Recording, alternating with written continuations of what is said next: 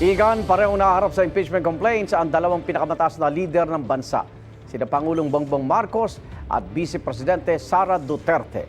Dineklara ng sufficient inform kahapon ang dalawang reklamo laban sa Pangulo at pagbobotohan ngayong araw kung sufficient in substance naman.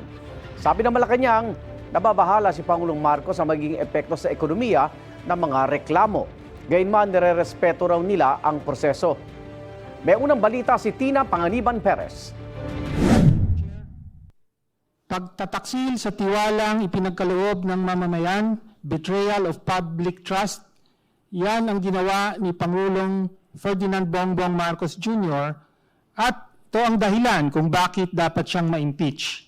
Tinalakay sa deliberasyon ng House Committee on Justice ang dalawang impeachment complaints laban kay Pangulong Bongbong Marcos.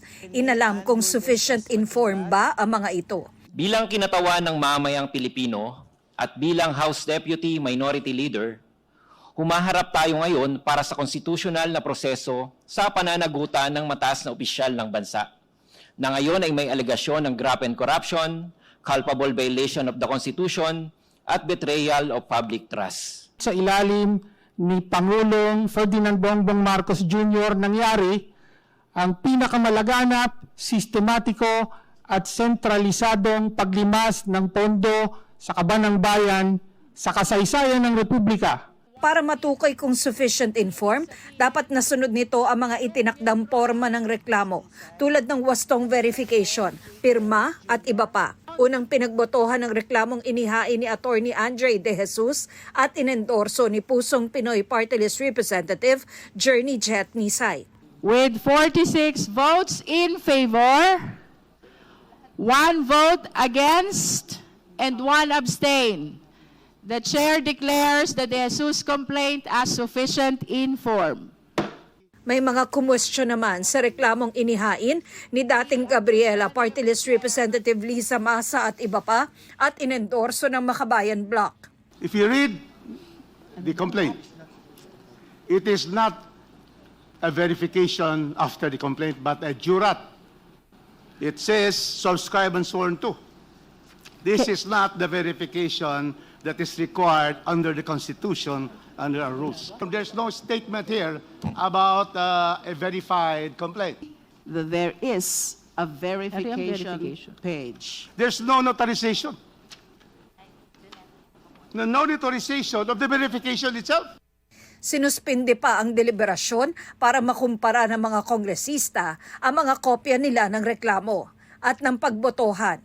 With 35 in favor, 9 against, and 1 abstain, the Chair declares the Masa et al. Complaint sufficient in form. Pumalag dito si Manila 6th District Representative Bienvenido Abante. It is very clear that there is insufficiency in form. Very clear po yan. And I'm so glad for the rest of those, my colleagues, that supported my objection. And therefore, realizing that this is actually an exercise in futility and a waste of the people's money, I therefore would like to walk out of this hearing right now. Tinapos na rin naman noon ang deliberasyon. Pagpapatuloy ang deliberasyon ng House Committee on Justice sa dalawang impeachment complaints laban sa Pangulo. Ang sentro ng talakayan, ang sufficiency and substance ng mga reklamo.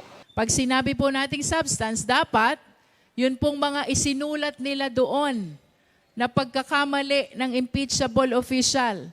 They must constitute the offense, which is the ground for impeachment. Ang tanong, ito bang pagkakamaling ito ho ba ay impeachable offense? Ang Malacanang naman, sinabing ginagalang nila ang proseso. So that's the process. We have to respect that. Even before, sinabi na po ng Pangulo na alam niya na wala siyang ginawang mali, wala siyang ginawang paglabag sa batas, at wala siyang ginawang impeachable offense. Kaya kumpiyansa siya sa sarili niya. Ito ang unang balita. Tina Panganiban Perez para sa GMA Integrated News.